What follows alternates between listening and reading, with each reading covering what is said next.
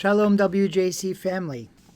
It is time for our weekly Torah Talk. This week, I'd like to address the holiday of Shavuot. We have Shabbat. We'll read Parshat Bamidbar. We'll go directly into Shavuot, the great holiday on which we celebrate Matan Torah, the giving of Torah. And that word, matan, is very important. Giving in Hebrew becomes matana, a gift. And today I want to talk about the gift of Torah and ask the question begged by the revelation at Mount Sinai, by God giving us Torah, which is why. And it goes back even to the question, the basic question of creation. Why does God create the world? Why does God choose Abraham to bring his message into the world? Why does God ultimately give Abraham's offspring, spiritual offspring and physical offspring, Torah, and reveal something of God's self on Mount Sinai, give this most precious gift, and the sources are very clear. Torah is precious to God as well as to people. There are a lot of midrashim. It's precious to the angels. There's a lot of midrashim about angels being jealous of why people who are not nearly as good. Angels don't really have a choice in their actions. People do. And so they choose wrong sometimes. Why do people get Torah? And to understand it, I want to talk about the act of giving and the act of receiving. And it's so crucial to understand on this holiday of celebrating the gift of Torah, to understand what that gift means to us. So we got the gift of Torah. Now what? What is it supposed to mean in our lives? Why is it important today, even as it was 3,500 years or so ago when we received Torah? So this act of giving, an act of generosity, is a puzzling thing in some ways. You may be familiar with the following story. It may have even happened to you. I know I've behaved in this way before. Someone looking disheveled and kind of used up, for lack of a better term, comes up to you on the street or comes with a cardboard sign to your car asking for money. And you don't give. You don't give. Because you think to yourself, look at this. What are they going to do if I give them this money? They say they're hungry, but they're probably going to go buy booze or drugs, and I'm only contributing to their problem. It's a gift that is no gift at all, and therefore I will not give. Totally understandable, by the way. And maybe we give very generously in other contexts, right? Well, we give to reputable charities that help the homeless, and that will hopefully help down the road this person, but we know they can make sure that the money goes towards good and not to other things. So the Musar masters talk about this idea. They say, yeah, I get it. I understand why that would be our instinct. However, they say, the act of giving is not for the person who receives. The act of giving is actually for us. That giving changes us. It changes who we are. And once we put that gift out into the world, it's not a question of, of why or how that money is going to be used, but our hearts will be changed by that act of giving, because we will have taken on some responsibility for this other person. Perhaps Simcha Zissel talks about it best. He talks about the bearing the burden of the other. Yes, we might not, want to get wrapped up in this person's mess, but by giving, we take on that burden in some sense. And in taking on that burden, we actually exercise our hearts.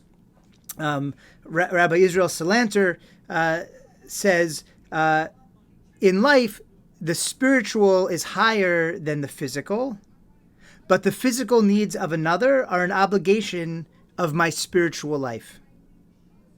So now let's talk about God giving us the Torah. Right? God doesn't need to give us the Torah. God knows that we will, in fact, at times abuse the Torah, not only ignoring it as a gift, just sitting wrapped on our mantle, not even opened, but sometimes we will manipulate the Torah for negative purposes. Because, it can be used that way. We all have seen religion used in negative ways.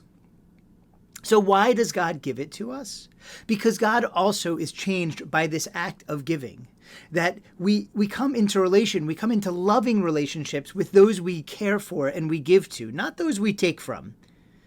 Right? That's a mistake we make often about love, is that we think love comes from when someone gives us something. And that's true to some extent, but actually much deeper love comes from those we give to. It's why we love our children so much. We give so much to them. And by nurturing the other, and God nurtures a loving relationship with us by giving us creation, by giving us Torah. Then it becomes our responsibility what to do with it, right? Can we live up to that gift? How do we habituate ourselves to model God's generosity, right? To walk in God's ways and to be also generous.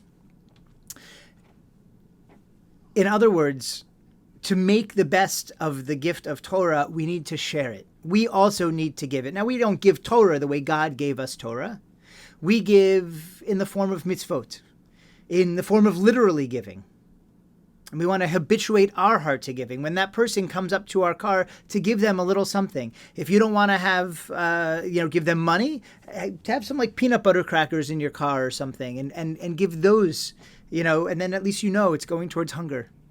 Yeah, I've done it. Sometimes people have refused to take them. Okay, fine. You don't want my crackers. You don't need to take my crackers. But I can feel better that I'm giving in this moment where someone in need is asking.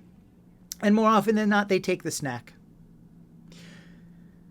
So there is that act of giving when asked that changes us spiritually. And then there's also just doing mitzvot again and again. When it comes to that, habituating the heart to giving, habituating ourselves to doing mitzvot, the Talmud mentions, is it better, or maybe it's Rambam, maybe both, is it better to give $100 to one person or $1 100 times? And our instinct is to say $100 to one person, because you're really making a difference for that person.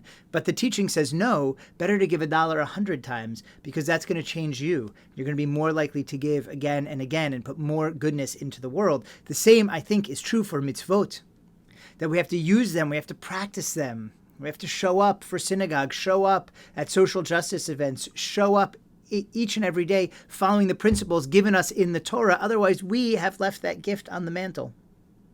And when we do, it will change us. It will open up our hearts. We make the mistake, partly we live in a very belief-based, a very intellectually based religious culture, meaning that people think that what's important about your relationship with God, what's important about your religious and spiritual life is what you think and what you feel. But we miss the point. Torah teaches us, mitzvot teach us that it is what we do that influences how we feel and how we think. And without the doing, right, as Rabbi Salanter said, without the physical part, our spiritual life will collapse.